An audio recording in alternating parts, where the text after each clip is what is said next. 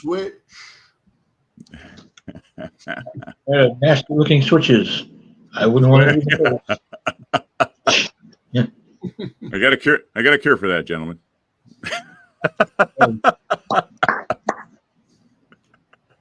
All right, we are live there. Let me hit us up over here, and we got. Ooh, look at that! It's Facebook is cooperating. Wow, somebody's liking us.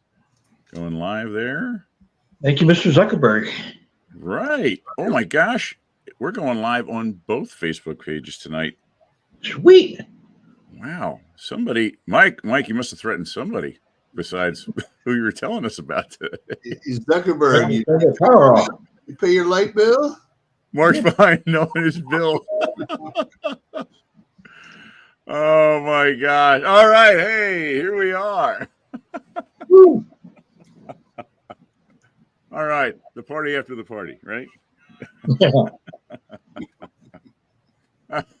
Well, hope everyone's having as much fun as we are at this moment. So, highly unlikely. As long as we're having fun. That's right. Right. Just keeping it legal. That's all that matters, right? keep it in the batter's box. All right.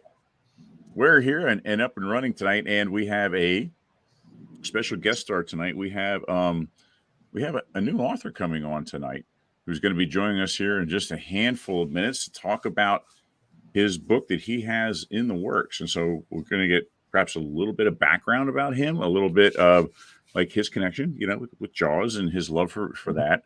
And he has some pretty interesting stories that go along with that. And then, of course, we'll get into some of his book and the background and some of the ideas behind it. So really cool stuff. So it was really different. I was chatting with him last night for a little bit, and we were kind of, just hitting on a few things, and really interesting to hear some of his background and his life story. So pretty cool. Excellent. Yeah. Oh, I read remember the guy with the script that Jeff Kramer pawned off on me in Tampa? Yes. Yeah, I read it. Yeah. Not bad. It's all right. I don't want to say too much and give somebody any ideas and stealing. Oh, that's a great plot point. It's okay. Sure. Yeah, okay. Something decent. Yeah. Nice. Yeah. That's cool. Was like that outline for the E.T. sequel we read back in 1984? It was really bad. So have you guys come across a lot of derivatives and scripts? Because I remember years ago, before the whole Facebook thing, I would come across, what was it, Jaws? It was like 2 or 3 Jaws pages, like JawsMovie.com, stuff like that. Yeah, I don't want to say you guys were involved with that. And I remember seeing things floating around about Jaws 5. Like one was like a pack of sharks, kind of. And there was something else in the works, and I never did hear of anything coming to fruition. No, I've seen a couple things. I mean, there's fan fictions everywhere.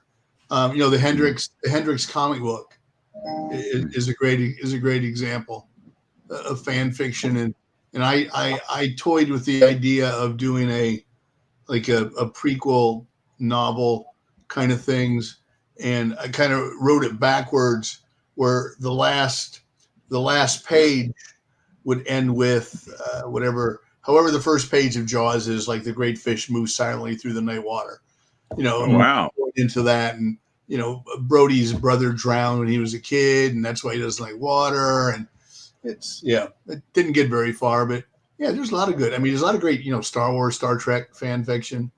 Oh yeah. Sure. Except for, what was her name? Who ran RBCC? Was that James Van Heist? Della Van Heist. She did the Star Trek erotic fiction where Kirk and Spock were friends. Friends with benefits? Is that what you're saying? Andy Dick did a something showed up when Shatner's roast, and he did this, and he called it the Vulcan taint pinch. I was like,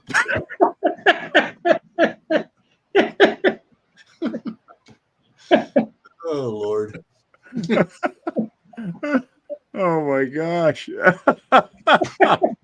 Unbelievable. Oh. Hey, we got Vic joining us here. Hey, Victor. We missed you last round, buddy. Good to see you on here. Wow. That just burned a spot in my memory. Let me tell you, I'm going to. This is like 77, 78. It was pretty graphic. Yeah. I can imagine. There were no spin-off series that, you got your new Star Trek content where you could, And then the whole thing when, George Takei came out, and I told a friend of mine who his living room is actually the bridge of the Enterprise. Surprisingly, he's not married. I told him,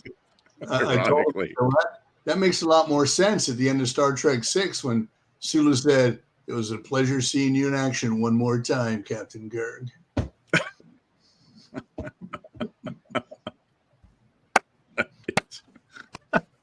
Hey, we got Robert join us. Robert has jumped to YouTube, which is pretty cool.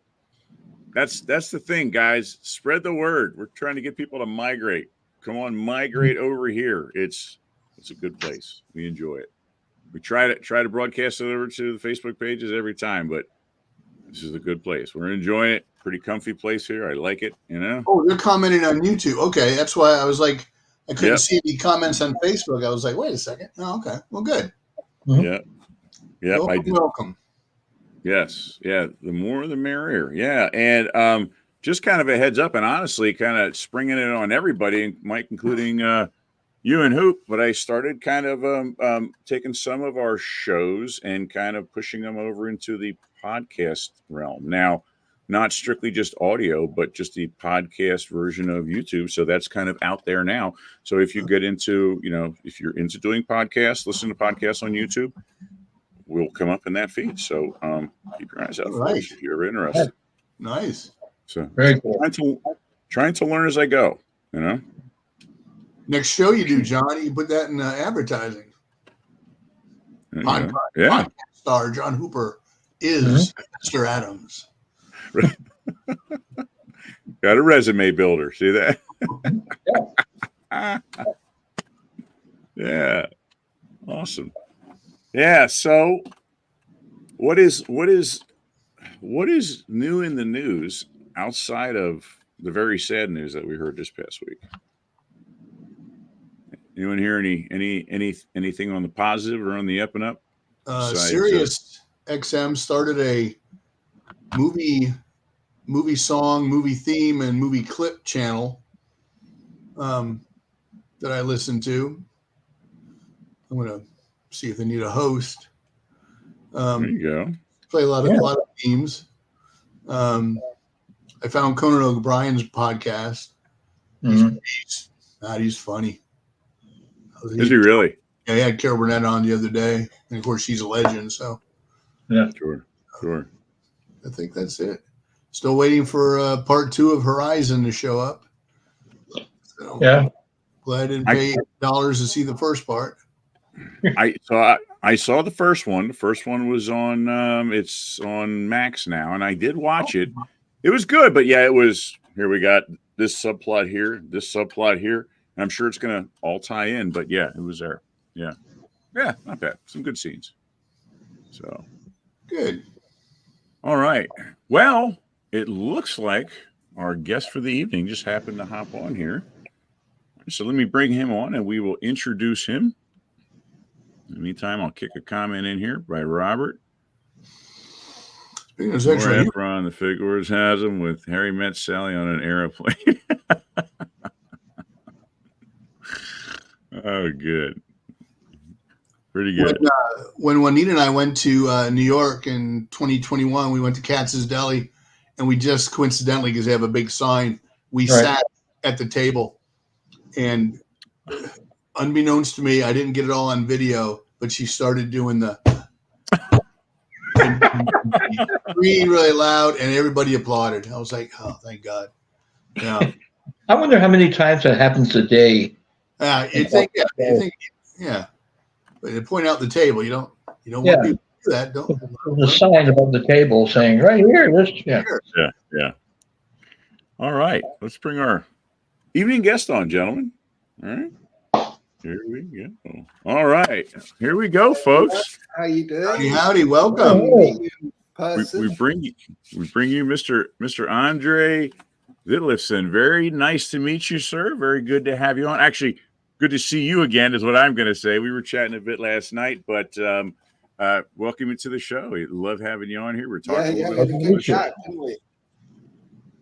Very good stuff. Yeah, we got Mike Smith here over here and Mr. Hooper up top. And we've got one person absent tonight, but she will be back. I'm sure she will definitely catch this show. And this is kind of cool. This is exciting. It's, we often talk about Jaws, and we're often talking about, things that we remember from the show or trying to find new facts. And here yet we have some new information. We have, something that's up and coming. And so it's nice, you got to kind of keep that bloodline going, have it continue. Don't have it stop. And I think this is a prime example of what we're talking about here. Prime example. So definitely awesome.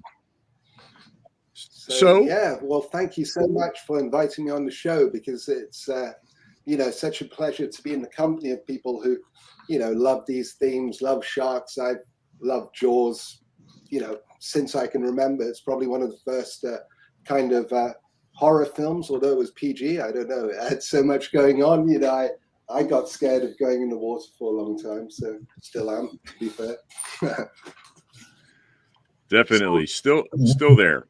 Yeah. So give us a little taste without giving away the plot or anything major, but tell us about your project. Tell us about Before AMITY. Okay, so well, it all started. I don't know. I've said it on a few of the groups, but basically, it was a kind of accident that it started. It was something that I had already wanted to do for an awful long time. I've wanted to write a shark book, and to be fair, I've been writing little notes about this story for the last 10 years. But it's one of those projects, that I felt like, hold on, I'm nearly 50 now. I need to get something out. And so Before AMITY is kind of at the beginning, when I did it as a holiday project, I thought this will be a prequel to Jaws. It was kind of more like blue sky thinking. I'm just going to make a story, a pre-story to the story I love so much. But then it very quickly got all this interest from the shark groups and things like that. And it really kind of spurred me on. But then I kind of decided not to link it too much to the world of Jaws, but more homage. So anyway, you asked me a question, what it's about. So what it's about is essentially it takes place in the Depression in the 1930s, when the fishing industry and the whole economy was really falling apart. So you've got this fisherman who's really finding hard times, as many people within the community are, and he is desperate, absolutely desperate. So he keeps going further out to sea, and one day in desperation, he gets stuck in a storm far out at sea and finds a hidden lagoon. And within that sealed lagoon, he discovers there's this huge ecosystem that's thriving, full of huge fish in an ocean that's been overfished. So he kind of naturally thinks, this is my way out of this miserable life, out of this financial hardship. And he starts to get massive hauls in. He's catching a lot of fish, slowly building a fortune. But as he does that, more people get involved. The mayor, who's a very corrupt character in this story, gets his claws in on the action, and very quickly the fisherman's secret is unraveled. And with it comes clumsiness, carelessness, and a huge great white shark escapes and starts eating people up and down the coast. So this is a problem, and he feels kind of bad about it, I guess. So his son comes back, who's estranged for many years, and sort of confronts him about this situation. And I'm almost giving away the entire story, by the way, so I better not give away the ending. But what happens is that it's basically a story about more about human relationships and traits that sharks and animals don't have so much, like cruelty, greed, ambition, those kind of themes, and corruption within society, and what the consequences are of real hardship that they endured in like the 1930s, and you know, the acts of desperate men in this case, and how he kind of sacrificed his family in order to meet his ambition. Initially, it was to bring his family back together, offer financial security, but what it actually did was bring the worst out in him. So, Wow. Are there any familiar characters, or, well, back in the 30s, probably not the same characters, but is there any kind of lineage? Not so. I really kind of, you know, as I went down this route, I started thinking I don't really want to link it so closely to the inspiration material, which is clearly Jaws. You know, that's favorite movie, favorite story of all time. So basically, I backed off from that a bit.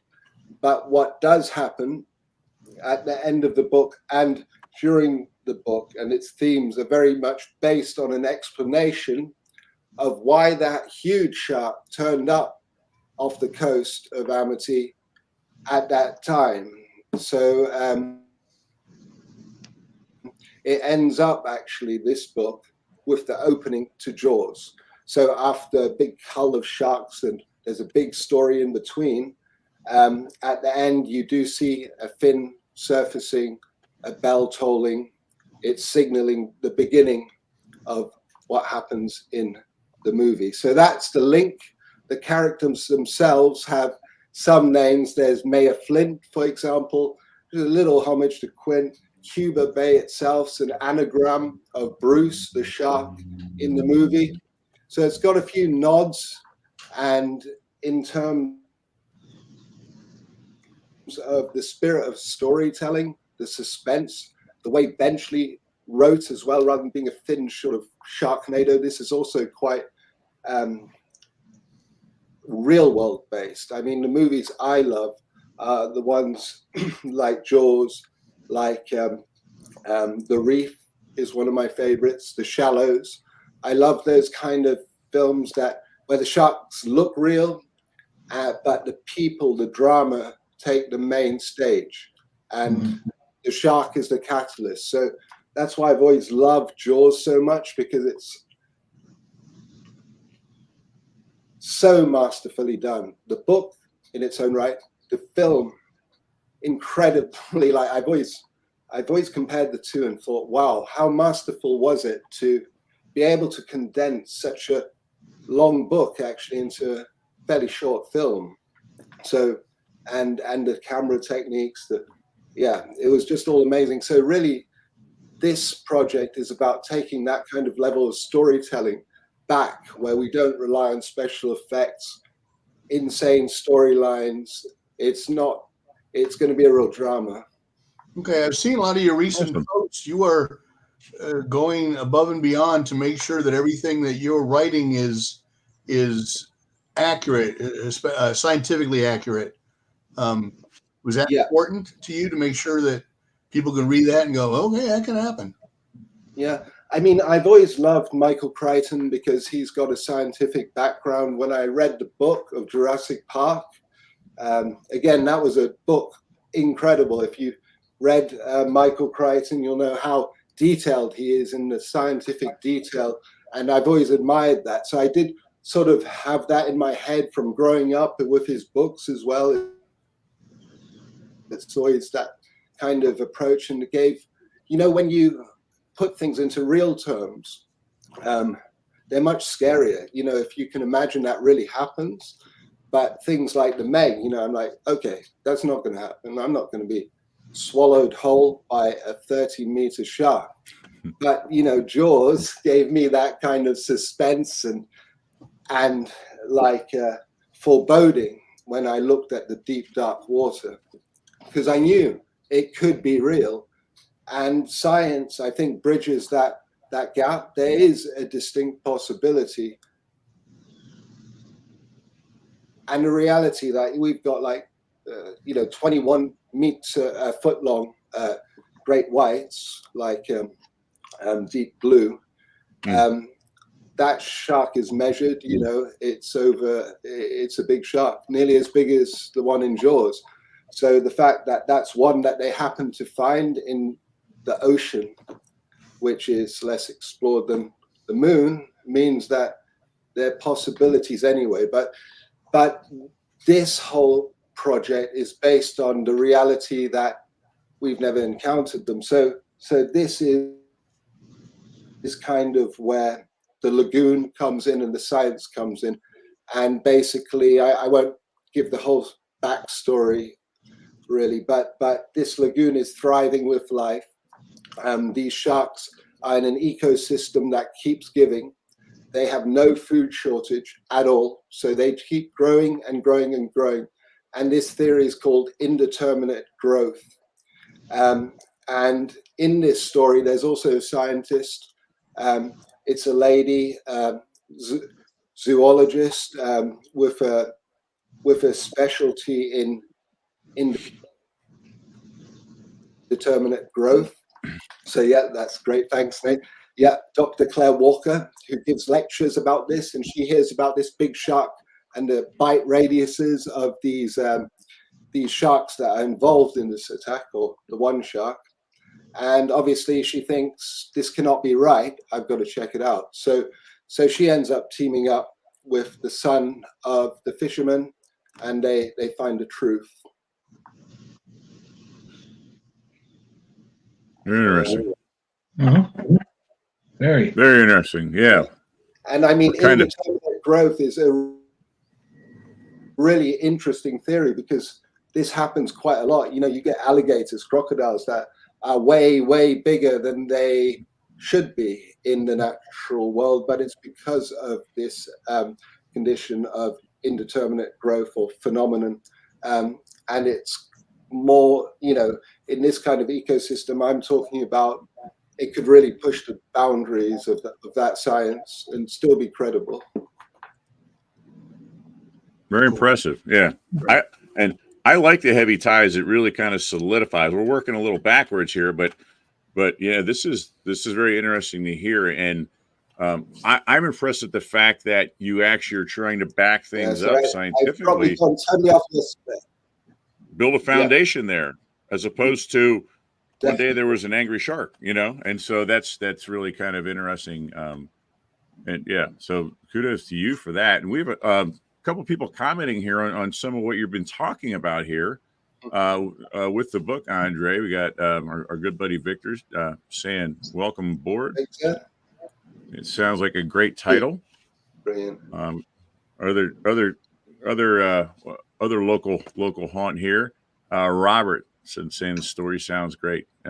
Quite interested. Yeah. Hi, Robert. Yeah, and Martin Gibbons saying good evening. So yeah, so I to me it just really solidifies it, the fact that you're actually tying it into some real world ideas in science here, and that I think sells it much more in my mind anyway. It kind of bypasses all of the Sci-Fi Channel shark movies right off the bat. So yeah. And I mean, this is what when I started this, really, it's because of all the kind of three-headed shark movies, Sharknado, Swamp Shark. Although I like that one quite a lot, to be fair. But I do yearn for, how did they make Jaws so bloody perfect? And we're here 50 years later, and we haven't had a better shark movie since. It's not because of special effects. It's not because of tighter scripts. Jaws was kind of perfectly imperfect and brilliant in a crazy bundle, really. Sorry. Jaws is lightning in a bottle. That they Bless never, you. bless you. Bless you. Sorry about that. Well, all right. Thank you. Decompressing. I've got a cold, so getting cold here in England. It's like 9 degrees out now. Quite all right. Quite all right. Question popped up here for you, Andre, since we're on that topic. It says, question, are the great white sharks going to grow over 25 feet? So I would assume he's talking about in your story, based on what you're talking about, tying into the theory. No, I don't want to kind of outdo Bruce himself, right? I want Sure. to basically also keep it within the realms of I think I'll just take a foot off. I'll take a foot off. He'll be no more than 22 feet. So still big, but doesn't have to be, that big. So Sure. yeah. And really, when you see a full size truck coming at you, you're not going to know if it's 19 feet or 20 feet. So Yeah, I don't think you what's care. 3 feet, right? And it would be, and they're magnified underwater, right? So you'd be like, that's a bloody big shark. Whatever, it's probably a dolphin would scare you under there. So it would be. That's right. Yeah. True. A bus looks like a bus, no matter what. Sure. So while we're just kind of touching base here on your book, so you're talking about some of these parallels you have with Jaws. So kind of ending up with the beginning of Jaws, and possibly almost an explanation for perhaps Bruce from Jaws, or one that has that lineage. And you talked about some ties that you have, with the captain tying in with like Quint and stuff like that. And you're also talking about really kind of focusing, going back to the actual storytelling and the storytelling, selling the story, as opposed to the effects selling the story, and the haunting scenes. And to me, that's a breath of fresh air, because I feel like that we have been overexposed to the dramatic death scenes and the attack scenes and the mindless, eating machine scenes. And so something that has a little bit of a cerebral approach, to me, is pretty refreshing. Yeah. I mean, we talked about it the other day, but I like the original Transformers movie. I thought so brilliantly done. It was a great mix of storytelling, character development, humor. It was great. And then as that went on, Transformers 2 was just like loads of action. By the time it got to 3 and beyond, it was just like these action fests that have no storyline at all. I find it like a bit sad. It's almost like sometimes we have to look back further to go forward again, because we have gotten to the point often where films are so fast action, so much based on short spurts of adrenaline, that the impact is lost throughout. So what Jaws did so well was really build that suspense. They showed the shark for like 3-4 minutes of the whole film, and look at the lasting impression that 3 and 4 minutes that what it made on the whole world. I mean, I was a kid. I grew up in Hong Kong, and I'm German, so this transcended space, it transcended time, it transcended all kinds of things, but it transformed me like for life into someone who loves sharks, who's when we had some shark attacks in Hong Kong, I used to cut out the clippings, and I had a little clippings book, and I was always writing the dates, the times, all of this stuff, and it was all because of Jaws. It was all because of that story, and I don't think there are many that really so that's why really this book, I would say it's living in the shadows of that story. I wouldn't want it to think it's in any way kind of even of that same world perhaps, but it's definitely about bringing the storytelling back and tying in very closely. So there are a lot of details, like for example, the fisherman himself, he likes to eat saltines, which are like what Flint in the film might have been eating while he was, doing the scratching the board thingy with the shark. So there are lots of nice little ties together, but I think most strongly, this would be a credible explanation for why there is such a large shark around in the waters of, Amity Island many years later in the 1970s. And that's how the film will end, with that possibility and that explanation behind it. Sure. Awesome. We got another comment or question here for you, Andre. Here we have, let's see. Will there be a sequel book coming?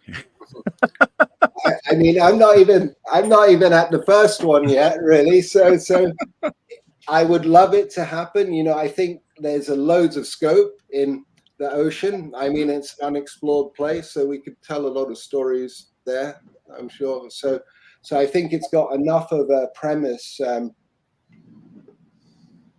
Whether or not it would be related to Before Amity, and then another story, a side story, a different parallel story, a continuation that is different from, for example, Jaws.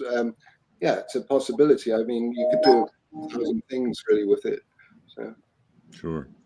So here's a interesting pick, and maybe this can kind of guide us here, at least to my next question. So I first saw Jaws on my 12th birthday in 2013. And it's still one of the most exciting experiences I've ever had. So we all kind of have that experience, different times, different ages, because of where we are in life. So kind of working back, say from your book, what is your connection in Jaws? When did that passion come about, and how did you experience it? Because I think it's really interesting compared to, say, my story or what I often hear. So yeah, I mean, as I said, I grew up in Hong Kong. My parents were both, my dad got invited to work at the Chinese university there. So we went to Hong Kong. I was sort of 6 months old when I got there. And as I grew up, my parents were against television. They were quite kind of, I don't know, hippie, different.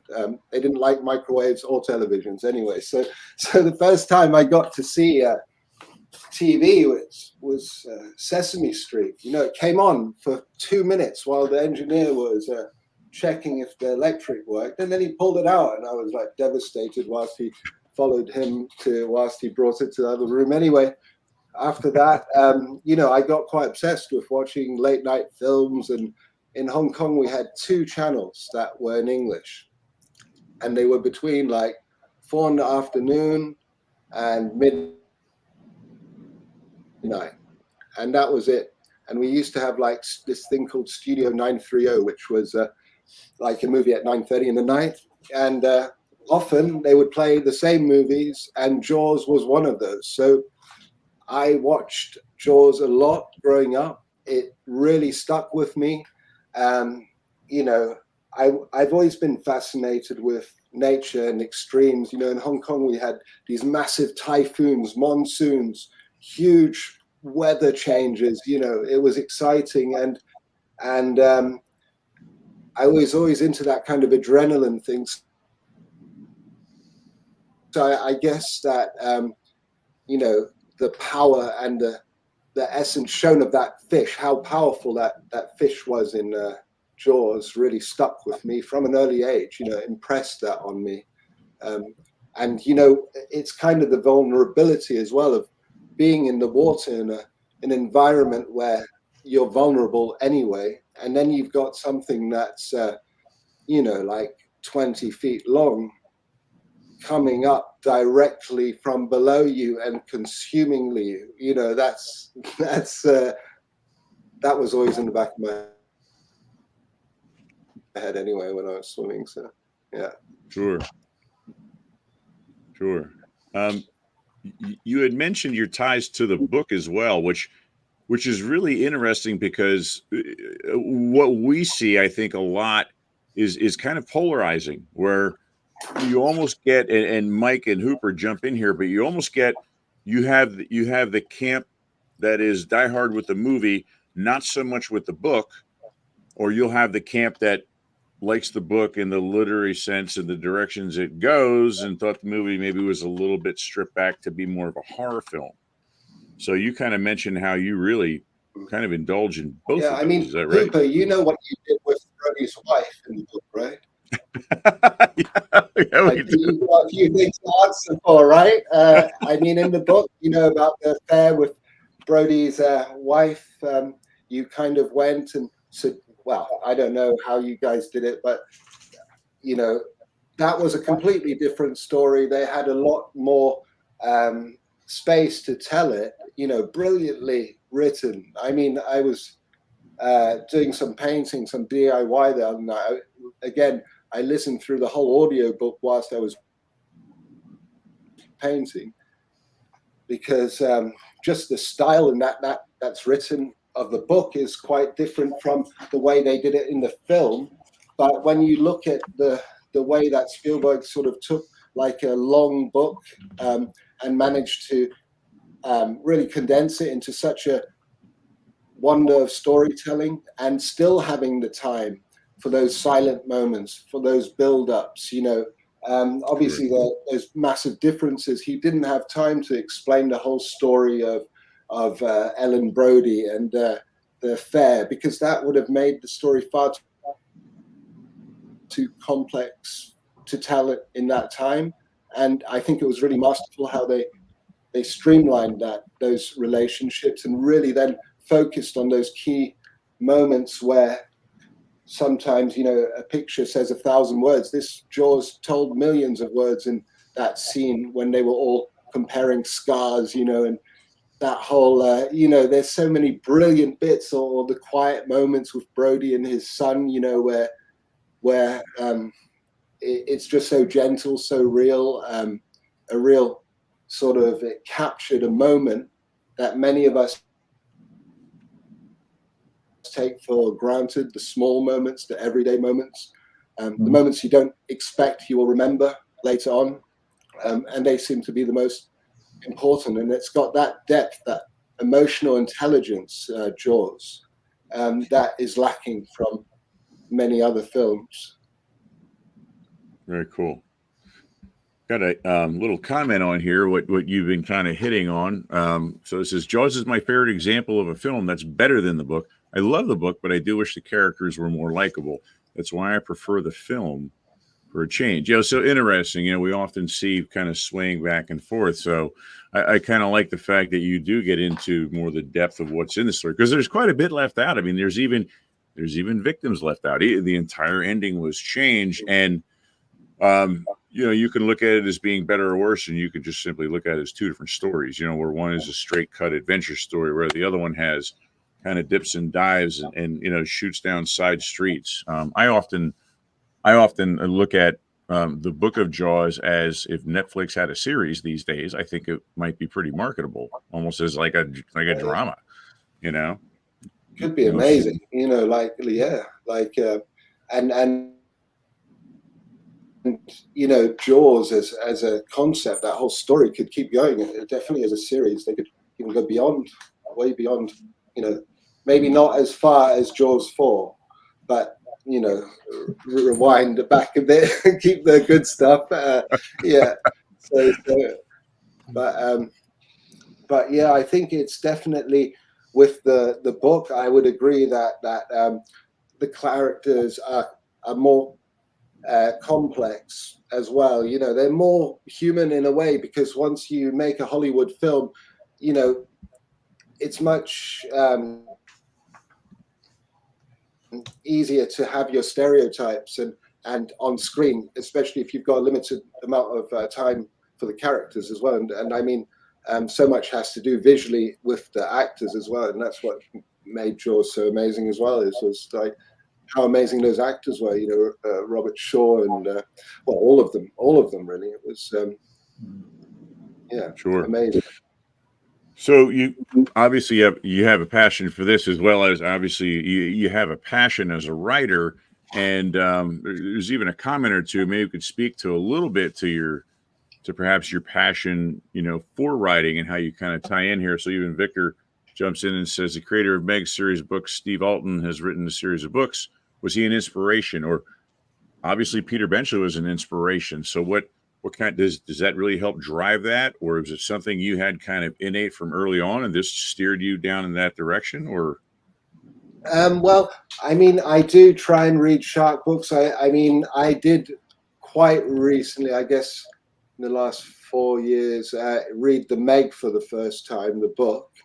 I really enjoyed it. It was really good. I wouldn't say it's of the same caliber in any way as Jaws. Sure. It's a different kettle of fish there, I think. But basically, I think the Meg as a book was better than the film for me. Yeah. Yeah, I'd probably agree. I think the film kind of came off as I thought it was okay. I thought it was a kind of a popcorn 90s action film, even down to the people that were in it. And I think that's what they were going for. Yeah, it was deliberate. It wasn't like just crap because of a mistake. Yeah. Right. It was like a different genre of movie than Jaws. I don't think they're in the same genre. It's more like a creature movie. The Meg, it's a bit more like Jurassic. Well, actually, not even Jurassic Park, but well, so many of these new films like Three-Headed Shark. It's not as extreme as that. I kind of do believe there might be a Meg deep down there in the bottom of the Mariana Trench. I think there might be a possibility. I'd like to think so. Sure. Hitting on some of your writing and some of your parallels here, and I apologize. Kind of wanted to follow things in order, but I'm kind of hitting now topical as we're going through. You mentioned about some of those ties and things, and I want to point out. I thought this was a really interesting piece of art that you have here, because I get that parallelism a little bit, with Amity. It's not Amity, but kind of seeing it there. And I mean, the pictures are exquisite, but I really love this little small town feel here. Yeah. I mean, this is Amity, and this one is obviously, in the midst of the Great Depression, this time frame here. I have an earlier one. I don't know if I gave it to you, but the earlier one is kind of the 1920s. I don't think I actually sent it to you, Nate, but it's like 1920s when it was even more rundown. And then you see later on the 90s version of that town, because it's sort of, this story spans from the 30s, well, late 30s through to the 70s, which is the prelude. And again, this story does have parallels, as you said, with Amity, with the setting. This is on Cape Cod here. These settings here. The lagoon is quite far out to see, but really, yeah, it is in the same vicinity as Amity may have been. So it's the same kind of setting, and that's again the parallel. I feel like with the whole idea of Jaws, the unexpectedness of it being, in such a built-up area, in an area where it's not really known for these occurrences, was quite good as well, really. Very cool. Very nice. Yeah. Very nice. I don't know.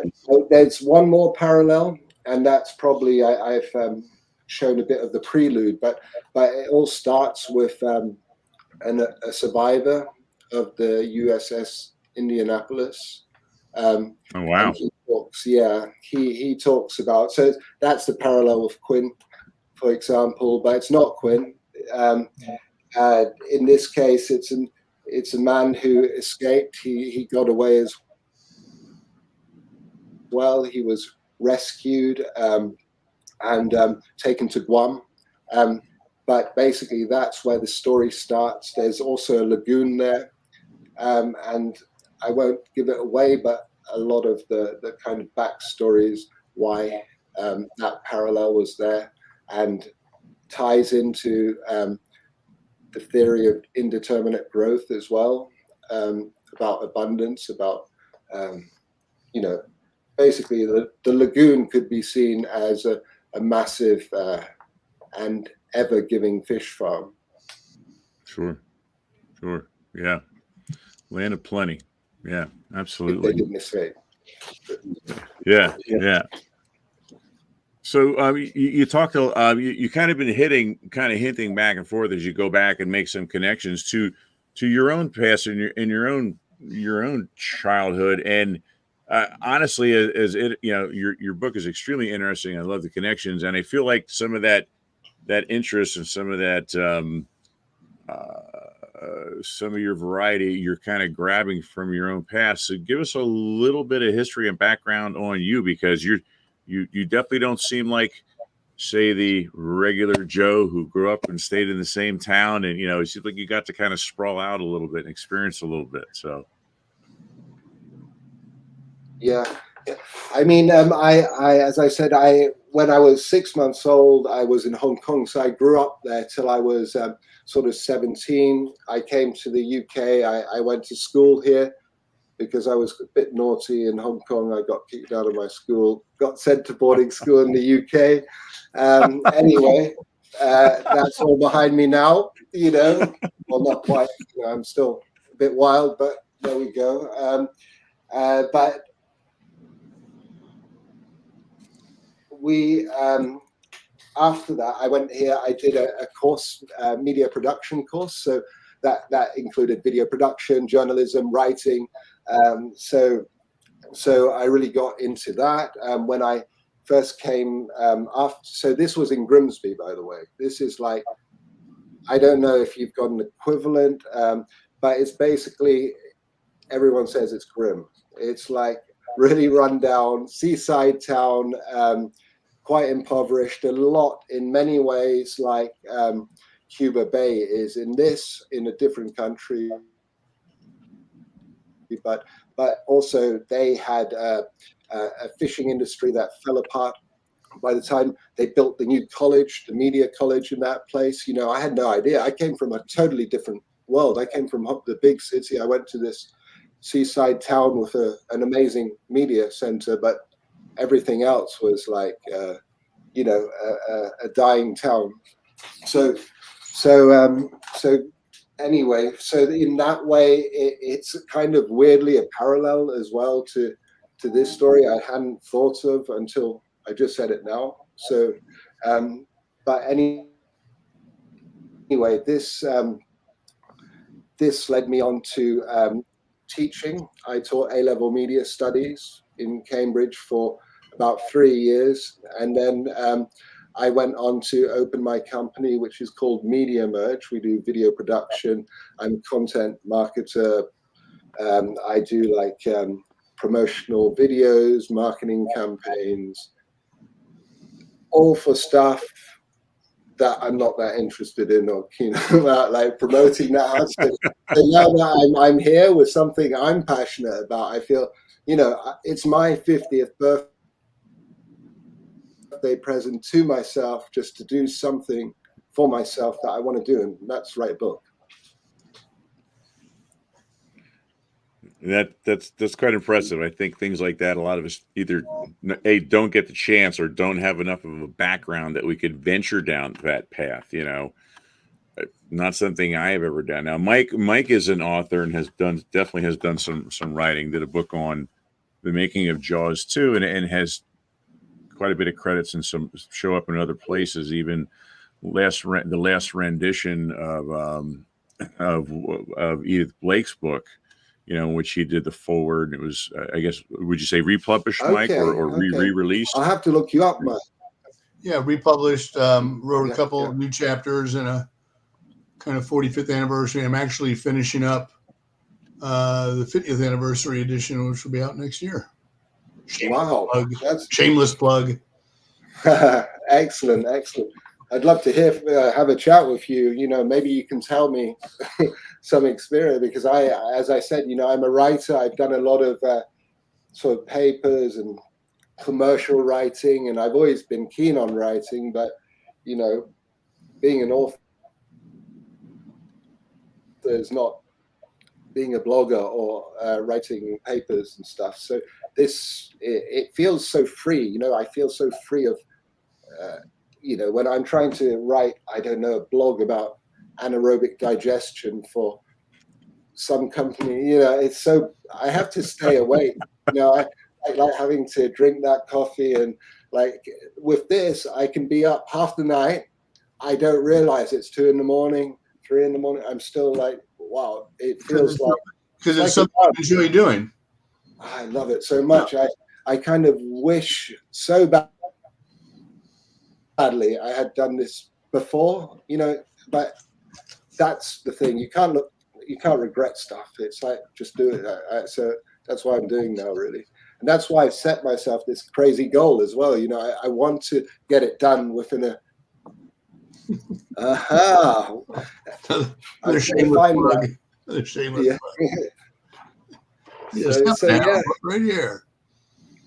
Well, yeah, I wish you well, and I'm glad, because, especially because I noted when you first posted it, and people were going, "Oh, you better get Wendy Bensley's permission. You better do this and that, this and that." And that's when I commented and said, you know, it's fan fiction. He can write what he wants, but the fact that there's really not a, you know, it's not Quint's dad that's going out and fishing, and it's not, you know, Larry Vaughan's dad that's the crooked mayor. I think it sounds really, really appealing. Yeah. And the thing is, you know, I just felt I know a lot of people, it's the bloody title of the page as well. I cannot change that.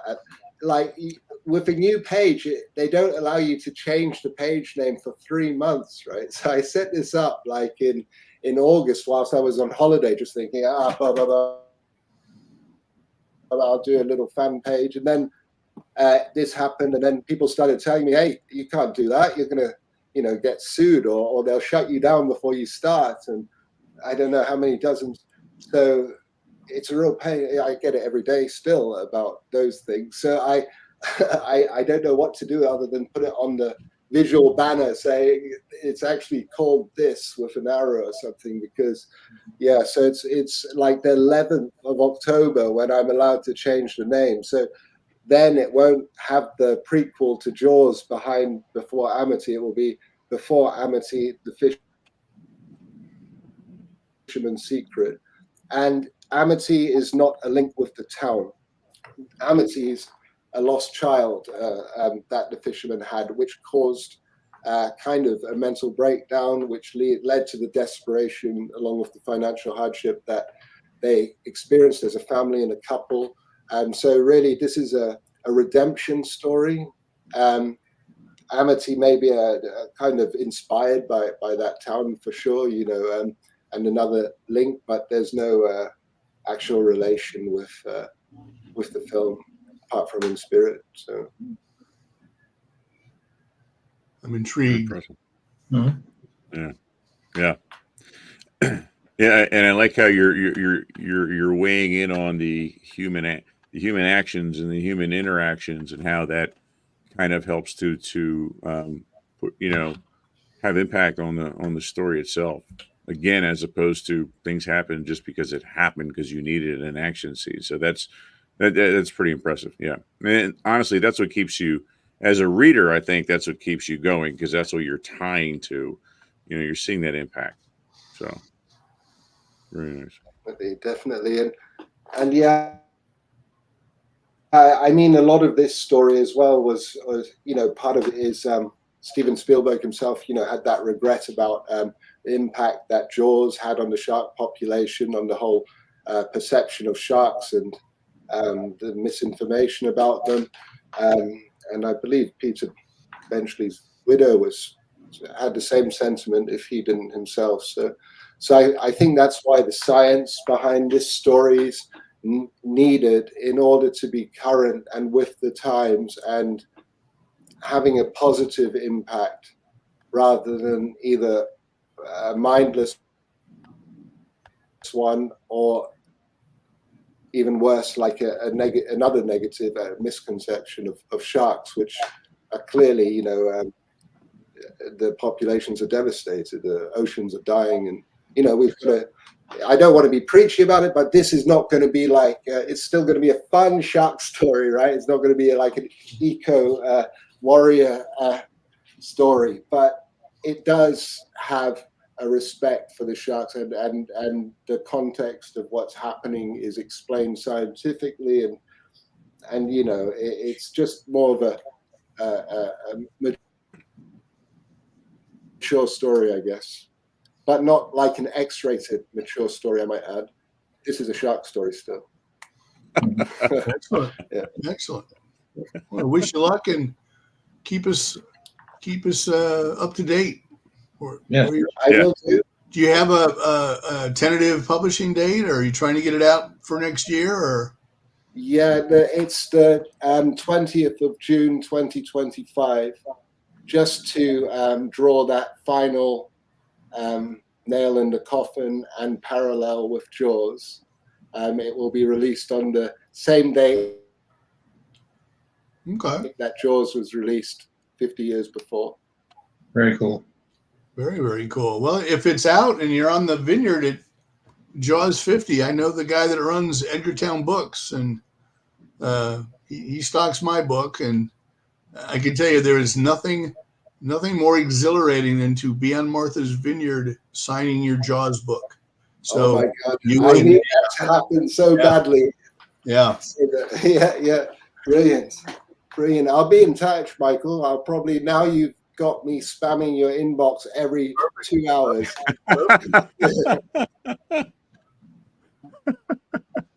Yeah. Nothing wrong with that. It's good to know people. Good to have thank you. people. Yeah, that was great. Yeah, that was awesome. Yeah. I hope I clarified a few things, because I on the forums and things, and in all the groups, there are different questions. So it's great just to be able to run through some of them. And yeah, happy if you've got any more questions. Yeah, let me know. But it's been thank you so much for this. Oh, absolutely, and our pleasure. Feel free to push out on the sites what you have and promote, because I mean it's definitely gaining quite a bit of interest. It's something I'm pretty intrigued in, and so when I see some new information coming up, I'm definitely tied to it. In fact, we'll even end here tonight with your trailer to kind of throw that out to people, to kind of get that out there as well. And yeah, continue to push it out there and promote it. I'd love to see more about it and hear more about it, and definitely interested in 2025 and looking into this and reading it. So yeah, incredible. Okay, brilliant. Well, thank you so much, guys. Thank you very much. Nice to meet you all, and Michael, I will be in touch. Certainly. Awesome.